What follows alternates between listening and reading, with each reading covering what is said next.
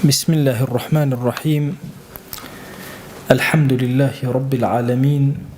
والصلاة والسلام على خير خلق الله محمد وعلى آله وأصحابه الكرام وتابعيهم بإحسان إلى يوم الدين. ربنا أرنا الحق حقا وارزقنا اتباعه، وأرنا الباطل باطلا وارزقنا اجتنابه. ربنا آتنا في الدنيا حسنة وفي الآخرة حسنة وقنا عذاب النار.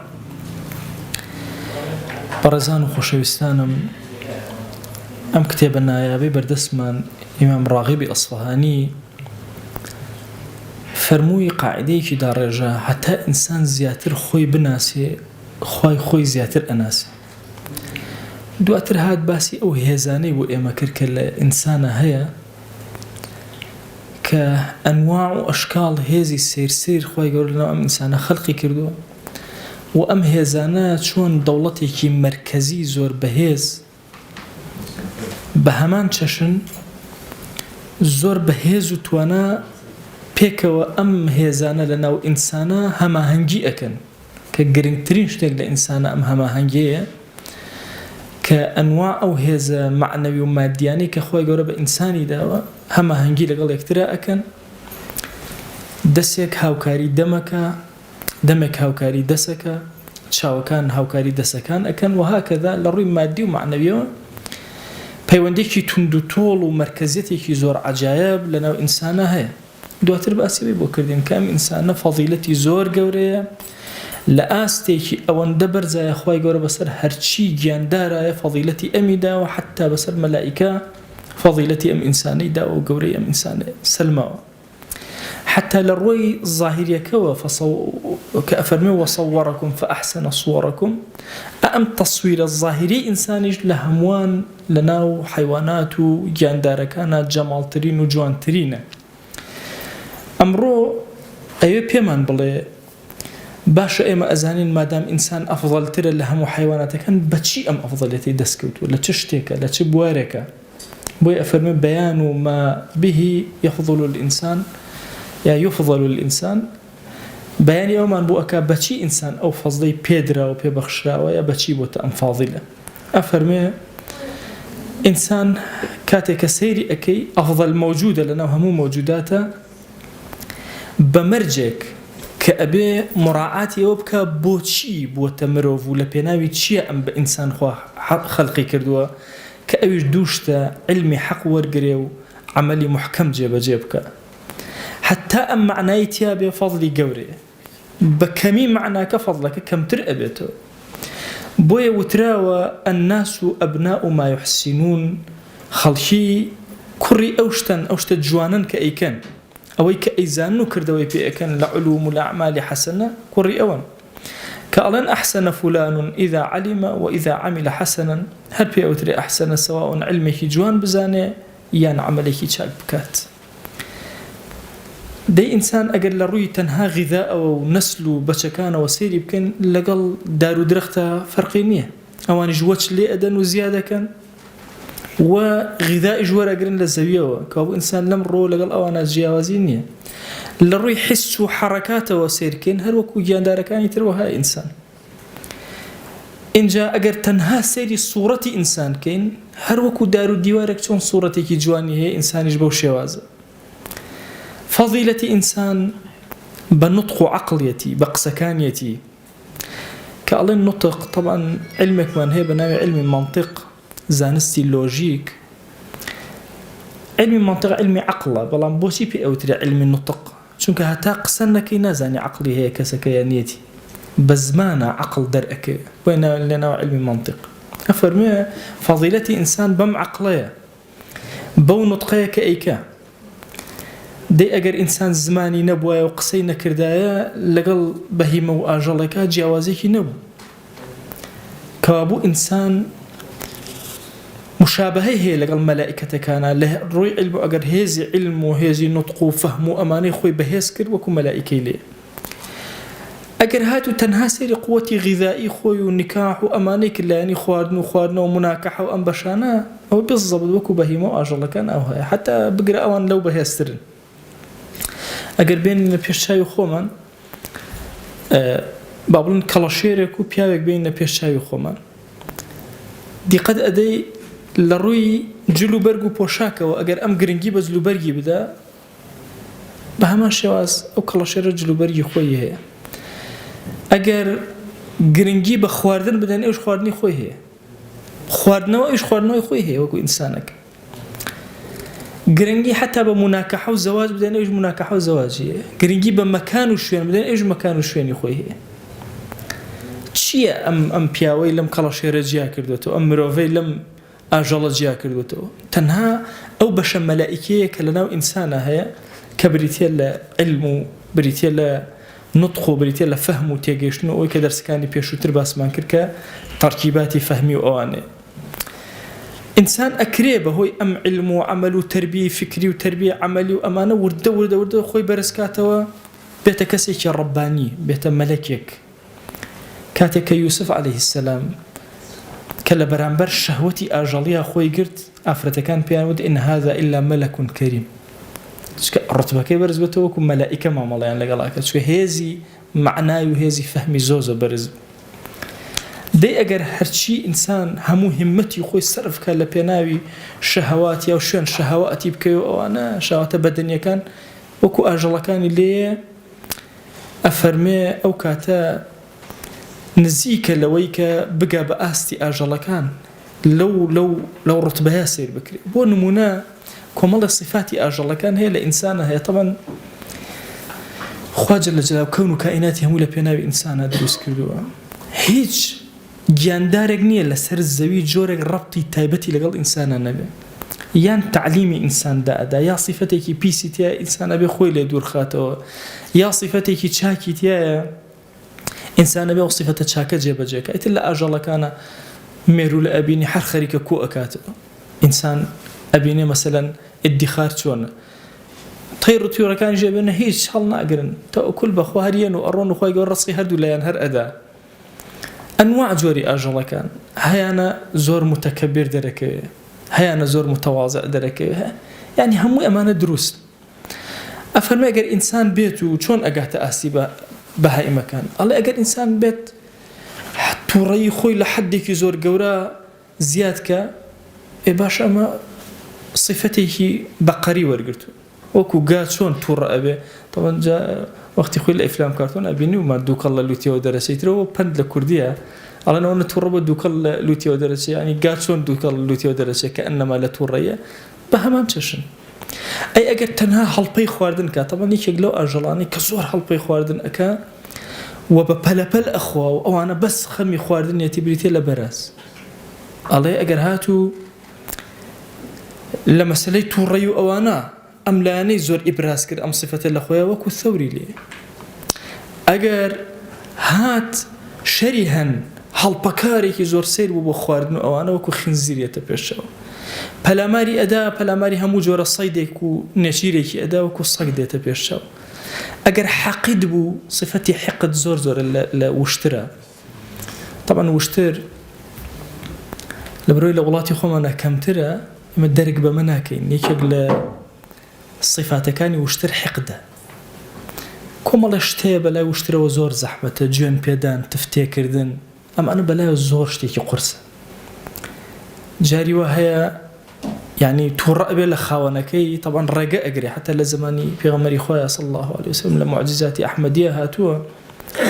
ئەفەرمێ وشترێکە بوو ڕێگەی بە عالەم گرتبوو خۆشەویستمان کە تەشریفی چوە خزمەتی ئەڵێ دەستی هێنا بەسە هیچی نەکرد طبعاً ئەو وشترە واز لەو کەسە ناهێنێ ئیلا هەچێتە سەرسەری ئەیکوژێ وازی لێ ناهێنێ زۆر زەحمەتە جا ڕێ ئەگرێ ئەڵێ ڕێگەی گرتبوو پێغەمبەری خوا صلی الله عليه وسلم چوە لای دەستی هێنا بە ملیا هێواش بووەوە لە هەندێک ڕوایەتە ئەڵێ فرمێسێک بە چاوی هاتە خوارە وشترێک خۆشەویست فەرمووی مشکاتی ساحێبەکەی ئەکا ئەڵێ ئیشی زۆرم پێ ئەکا و خواردنیشم ناداتی ئەرکەکە لە حەدی خۆم زیاترە مافی ئاژەڵەکانی دیاری کرد پێغەمبەری خوا صلی الله عليه وسلم مەسئلەی حقدی وشتر زۆر حتا بۆیە ئێمە طبعاً بیستومانە هەموو لە مەذهبی خۆمانانە لە مەذاهبی ترە و لە فەرمایشتێکە هاتووە کەسێک کە گۆشتی خوارد گۆشتی وشتر بە بچێت دەستنوێژ بگرێت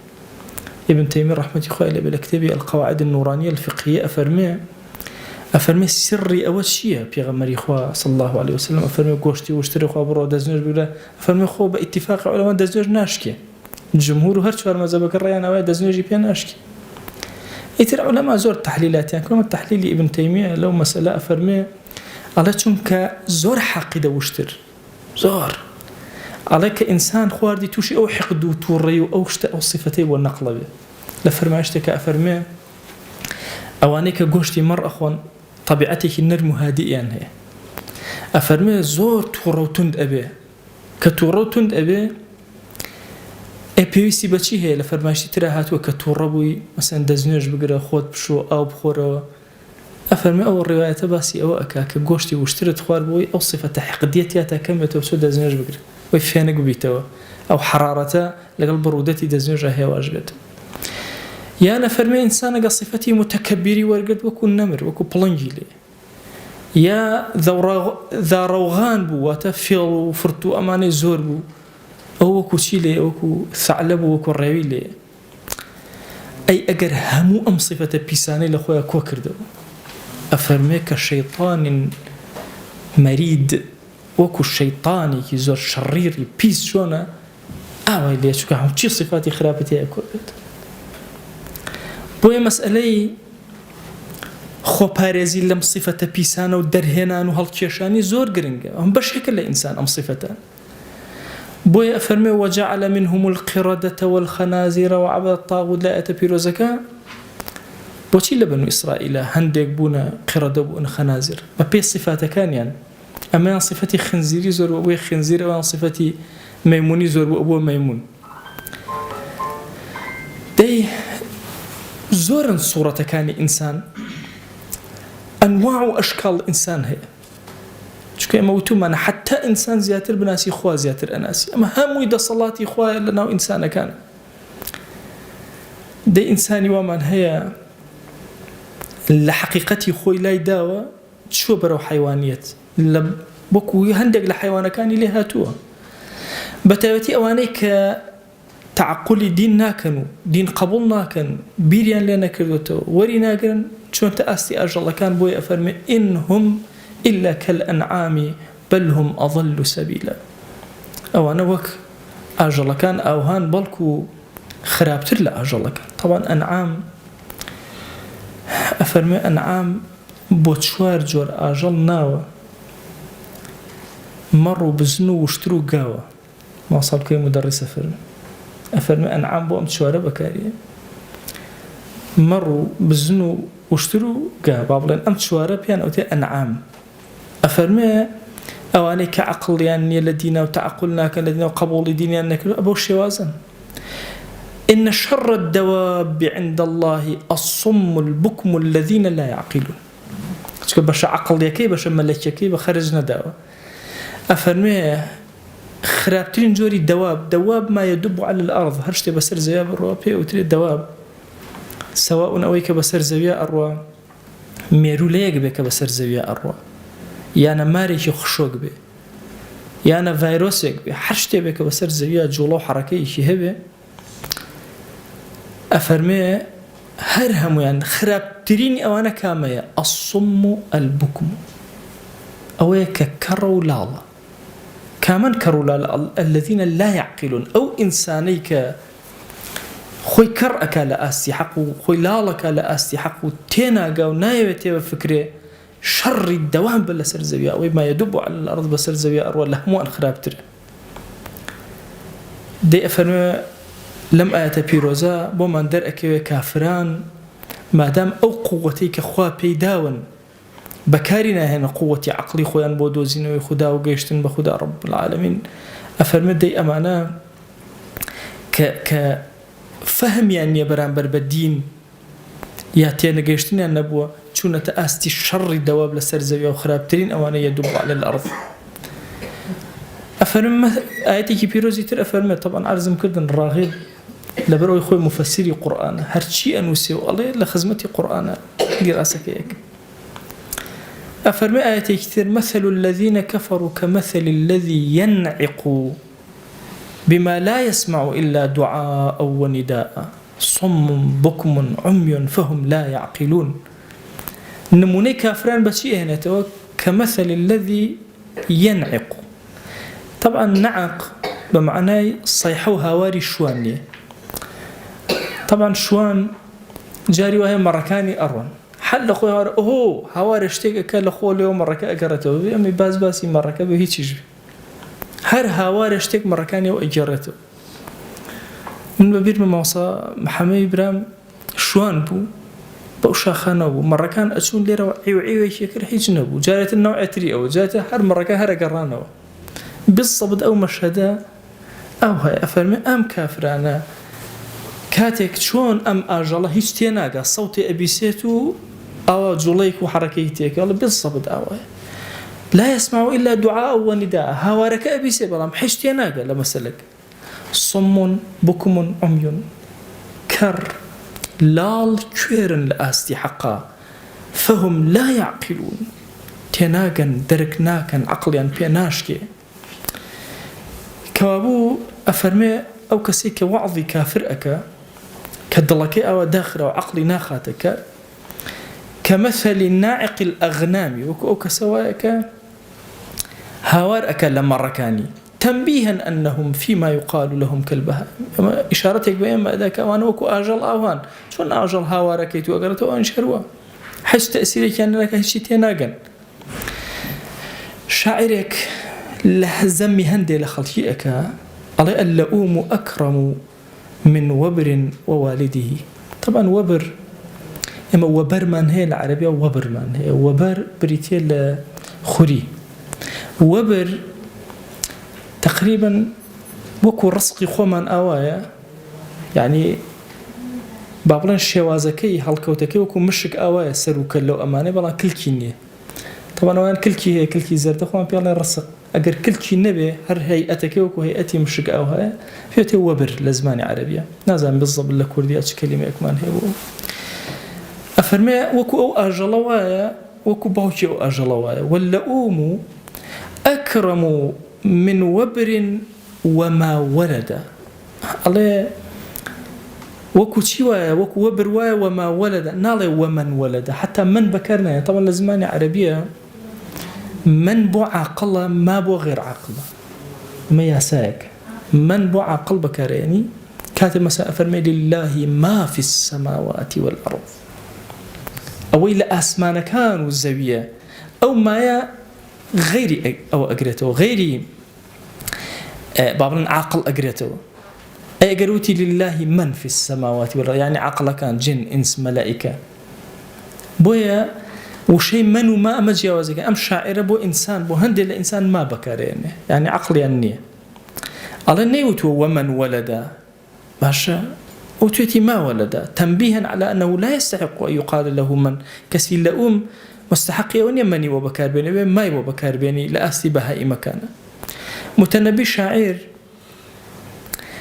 على لدوروبري منا هندي خلق كان تخطي إذا جئت في استفهامها بمن غلط أكي أقل استفهامي أو برسالي لبكي من بكار بيني أبي ما بكار بيني شكل إنسانية شو نتدروا دي هند جور أول لإنسان كان بوشي وازن أبي أما اعتراف كان أجر راست خواي جور بام تكمل وجوانية دروسي كدوا ولقد خلقنا الإنسان في أحسن تقويم باشترين جور قراري داوك إنسانك دروسك بلام ثم رددناه أسفل سافلين خو أجر إيمان وعمل صالح إلا الذين آمنوا وعملوا الصالحات نبي برزكاته أو أداء لعرز نزم أبيته بوي أفرمي الله إنسان كانت تفاوت زور يا إنساني وهاي خوي بتنها وقدر ده إنسان أبي همانا إنساني وقدر صط أبي همانا ددانا بيك وإنسان رزق ناكا مروفي الله وتراوى بأفرتك لخويا آية دبياو كبيكالك بن باشا السوديان هي بوتو يا يقدانك بقدر دبي الله إيش فرميتي والله يقدانا بقدر دبي نقداني بيكالك أفرمي لما زياتر جاري وها يكيك هزار كذب يكيك فرميتي شاعري ولم أرى أمثال الرجال تفاوتت نمبينيو وكو إنسان كان أو تفاول لبيننا هبه لدى المجد حتى عد 1000 بواحد جاري وهي 1000 دانا بيك دانا حسابك نا أفرمي لما زياتر الله جاري وهي يك دانا بده 1000 يك دانا مروف بده 10,000 مروف شكو كاتو ناكات يكس ويا بيغمبري خوا صلى الله عليه وآله وسلم لفرماشتك أفرمي الناس كإبل 100 خلشي وكو واشتري السطيوان طبعا نفر 100 إبل وتيتي إبل 100 باشا كإبل 100 لا تكاد تجد فيها الراحلة شون هذا نيك دسك كبكلتي وبسواري طبعا واشتري باربرة العربة بسواريش بكار هاتو والله هم واشتري بسواري بكار ناي قبلناك شون هذا نيك يا مبيني وكو أسب لا أسبيش باشتر جولو وبكا وحركة وبكا وشي إبل 200 جوازا ل 100 إبل زور كاد أو فرماشته بغلط لك دراوته وكا خلقي وكو صد وشتروان يقدان أنت الراحلة بوانية ألان لهزاران وشتر يقدان دزناك الراحلة بنقل الصدانا وفرماشته وانا فرمي إبل 100 شيء الله والإبل في تعارفهم اسم ل100 بعير إبل لزمان عربية صد دانا وشتر بين أكات بعيرك باشا ليرك عليه إبلي 100 باشا ما بس لشيء يعني هرد يعني صد سطي باشا صد سطي كأكات 10,000 صد سطي كأكات 10,000 يعني ل10,000 واشترى دانا كدرك دسك كأو قائدة به أو كس الطوابك كمالي بيا كردبي ويا هري شكل إما زور بيسي ومجاهدة أمام بيبل الراغب أو صفة بيسانة حيوان وآجل كان هم إلى إنسان هي بيسي بباك سازي بيسي بجواني تشاك سازي هي بيسي بوهي دامزراوي كا خوي تخليه وتحليك صفة بيسا كان لا بچا كان دان دي مجاهدة حتى هجته وبلا برز بويا زور كم ل10,000 كسك أبيني ببي أنفر ما يشتي بيغمبر صلى الله عليه وسلم ككمالي دزگير بو بيو باشا خوي دامزران دبي وي أفرمي ف100 إبل هي 10,000 راغب أفرمي أهو الصد 100 إبل ما بستكيتش إبل 100 لفرمايشتا كما بس يوي 10,000 أفرمي بخوال لمش زياتر أقر بلي يكسم بيني وبقدر همو جيهان قد نرى واحدا كعالم وعالما مثل واحد لجاز الله أقر بلين كورا كسيك ما بيني وبتاقي تنها جيهان يبو يا جيهان هرهم ولا كسيك أكو هر دروسته فرمايشتكي بيغمبر إخوة صلى الله عليه وآله وسلم أهنته فرمايشتكي زور قورو بيروز ومبارك يشكل الصفات كاني بيغمبر إخوة صلى الله عليه وسلم بيانيان بتابت كاتي تشتنقاو يكيك الصفات كاني الرجاء نبرسالي لها ولا نكرت كي خويكي خوشي بينيو خو كانوا بو بجرنا خو كان اجراو تعبيري اكرت هند جار خوي خوي اجراو شندين خوها امام ابو بكر خوي بيني وامام عمر خوي بيني وامام عثمان خوي بيني كبيغمري خاص الله عليه وسلم تعبيري خو كان بيقول خوي خوي بيني وبو جرانا تو افرم بربياني كان ها تفرموي خوم بيني لخوم ميزانك زور قور الاسمان وهات اخوار ميزانك بيوانه اكر بيوانه خلشي ابيوا من يعني هنا خسيان السر تايشي ترازوك همو أمتا كم يان كوكر دو خسيان السر ترازوكيتر لا كيتر بتاقي تنهل همو يان قرص تربو دواي من دا بظيم إمامي أبو بكر يعني هنا خسيان السر عينا بهمان شواز أهو قرزو همو أمتا يان خسر لا يكو إمامي أبو بكر بتاقي تنها إمام أبو بكر قرص تربو إمام عمر يان دانا هروا إمام عثمان يان دانا هروا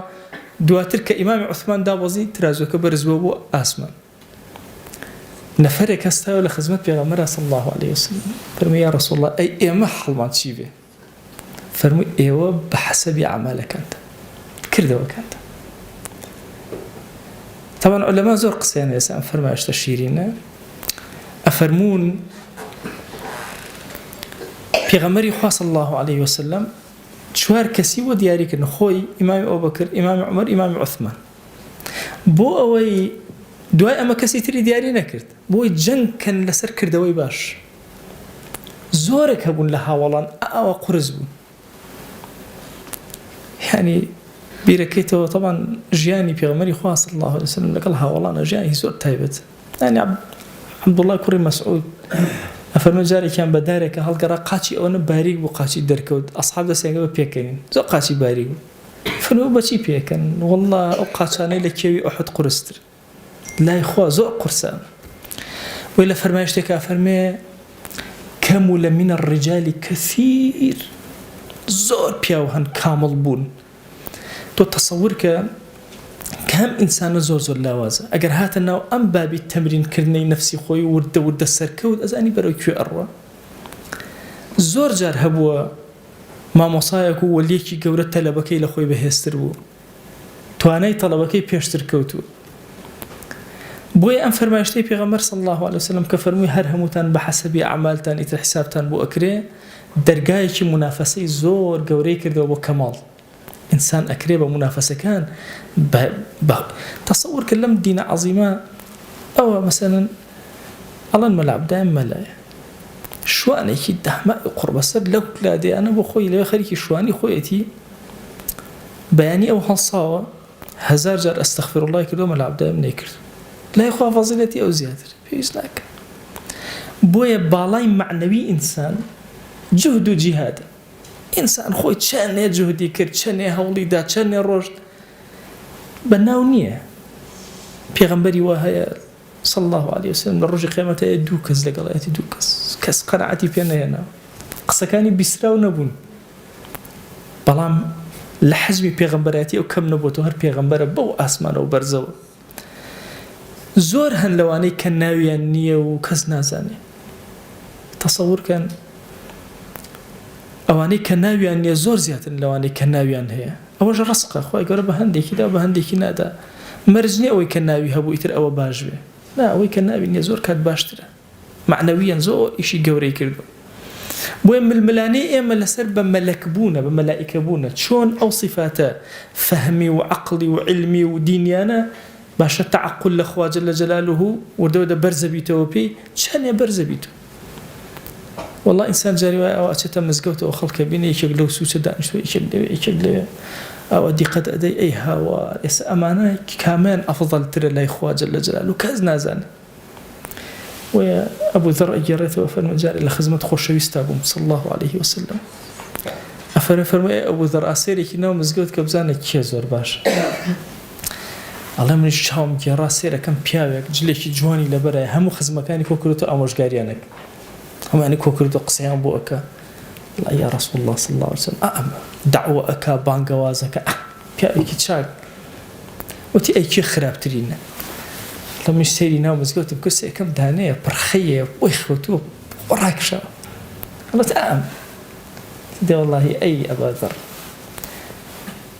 قاچی ئەم کەسە هەزارانی وەکو ئەم کەسە ملء الأرض لە ڕوايەتێکا فەرمووی بە ئەندازی کوڕەی زەوی لەمەی کە قسە ئەکا ناگەنە قاچی ئەو کەسێک کە خەوت تەسەوور کە چونکە ئەوە لە ڕۆ مەلەکیەکەوە زۆر بەرز بووەتەوە ئەم لە ڕۆ زاهیرەکەوە تۆ وای ئەبینی بۆیە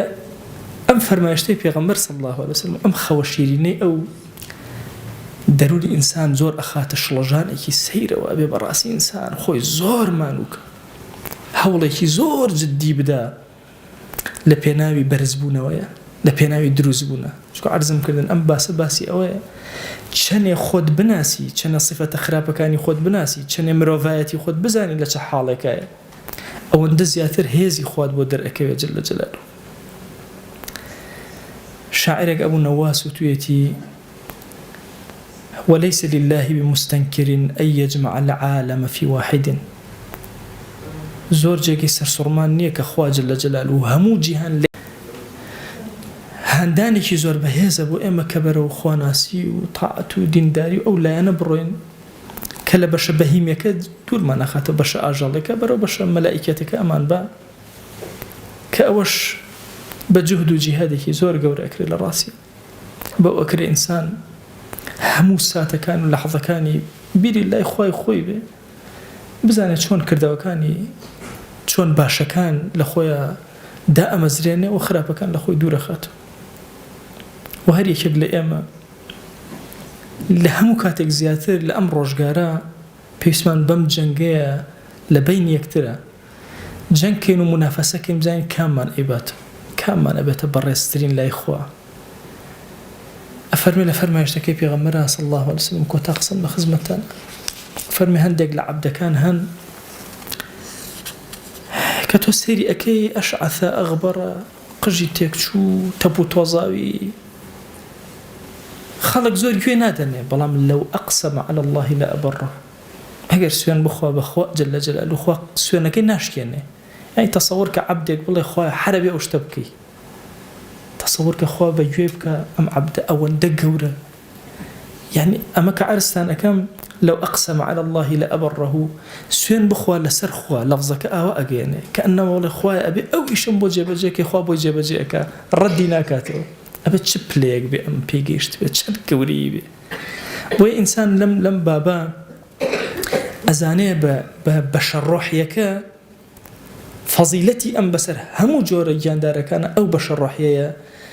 کە لەعەلە بتوانین لەو بە شەڕۆحیە ئەسپی خۆمان تاو بدەین و خوای گەورەش دەروی خێرمان لێ بکات خوای گیان ئێمەی گونەهبار ئەم شەو لە خزمەت وشەی بەرز و گەورەی ئەم پیاوە گەورەیە دانیشتین خوای ئێمە بە ناخی دڵ ئەمانەوێ پاکترینی دڵ و پاکترین و ڕۆح و پاکترین فکرمان هەبێ ئەمانەوێ یەکێکی من لەو عەبدانەی کە هەڵبژاردەین و تۆ خۆت هەڵبژاردوین و تۆ خۆت لێمان ڕازی بوویت دەی ئیلاهی هانای فەقیری و زەلیلی خۆمان بەرزەکەینەوە بۆ لای تۆ داوات لێ ئەکەین لەسەر جەم گوناهەکانمان ببوورە یا ڕەب العالەمین تو گەورەی خۆت گوناهێ بە ئاشکر ئەکردومان عەفومان کە گوناهێ بە پەنهان کردومان عەفومان کە گوناهێ نەمانزانی کردمان عەفومان کە گوناهێ زانیمان و بێئەدەب بووین یا ئیلاهی عەفومان کە یا ئیلاهی داوات لێ ئەکەین بەزەی خۆت بەسەرمانە ببارێن عەفو و عافیەتی خۆت بەسەرمانە ببارێن کەڕەمی خۆت بەسەرمانە ببارێن یا ئیلاهی داوات لێ ئەکەین بە ناوی جوانت بە صیفەتی بەرزت بە ئیسمی عەظەمت دەرگاکانی خێر بەسەرمانە بکەرەوە یا ڕەب العالەمین بەخوا پەروەردگارە لەم زمانی فتنەیە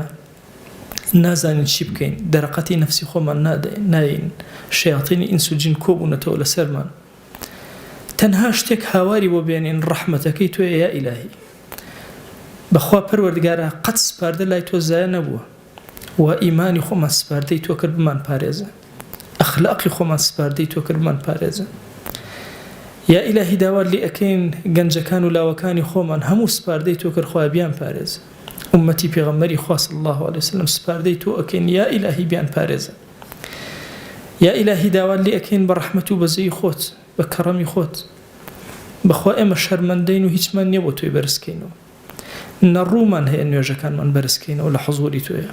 نەڕوومان هەیە سەدەقە و خێر و خێراتمان بەرزکەینەوە نەڕوومان هەیە جوهد و جیهادمان بەرزکەینەوە تەنها نرکە و ناڵەی دڵمان بۆ لای ڕەحمەتی تۆیە یا ئیلاهی بە ڕەحمەتی خۆت لەگەڵمان ئەمامەڵک یا ئیلاهی داوات لێ ئەکەین بە ناوی جوانت بە صیفەتی بەرزە بە ئیسمی عەظەمت ئەو کەماڵەی کە داوتە بە زۆرێک لە پیاو ساڵحان و گەورەکان یا ئیلاهی ئێمەشی لێ بە بەش مەکە یا ئەکرەمە الأکرەمین خوای گیان داوات لێ ئەکەین بە ناوی جوانت بە صیفەتی بەرزە بە ئیسمی عەظەمت گرفتێک کێشەیەکمان هەیە بۆمان چارەسەر بکە یا ئیلاهی ئەومان بێ حاڵ و ماڵە ماڵداری کە ئەومان بێ مناڵە مناڵی پێ عەتاکە ئەومان بە مناڵە مناڵی ساڵحکە ئەومان قەرزارە قەری سەرشانی سووکە ئەومان نەخۆشە شیفای بۆ بنێرە ئەومان دڵی نائارامە ئارامی کە یا ئیلاهی ئەومان ماڵی نائارامە ئارامی کە یا ئیلاهی ئارامی خۆت بەسەر ئومەتی پێغەمبەری خۆی صلی الله عليه وسلم ببارێنە یا ئیلاهی داوات لێ ئەکەین بە ناوی جوانت بە صیفەتی بەرزە بە ئیسمی عەظەمت سڵاوی ئێمە بگەێنە پێغەمبەری خوا صلی الله عليه وسلم یا ئیلاهی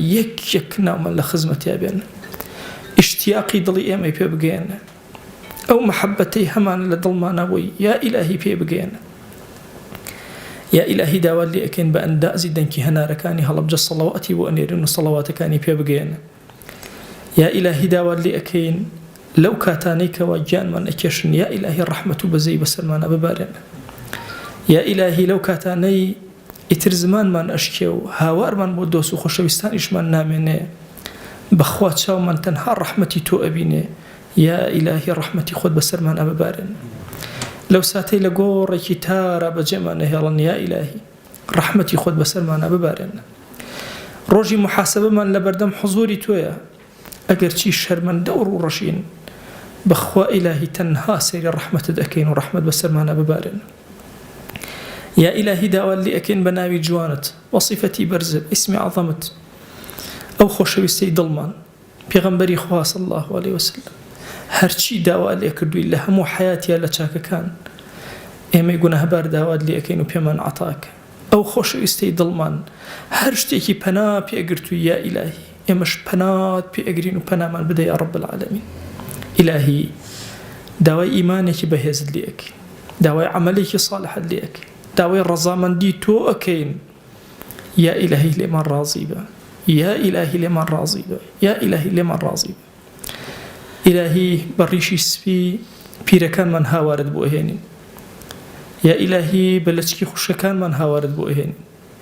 يا إلهي بالتوبي توبكاري جنجان من هاوارد بو إهينين أم دعانا من لقبولك يا رب العالمين خوايا أمانيك ليرة دانشتون من لحضور ينام تخد أزان يا إلهي أمان الركوع نابا تنهاب وتو نبي السجد نابا تنها لبردم تو يا نبي دەسی زەلیلی دوعایان بەرز ناکەنەوە تەنها بۆ بارەگای تۆ نەبێ دەیا ئیلاهی بەم موسڵمانە خواناسانە هاوارت لێ ئەکەین تو گەورەی خۆت خۆی دوعاکانمان قبوڵ کە وادعوا الله وأنتم موقنون بالإجابة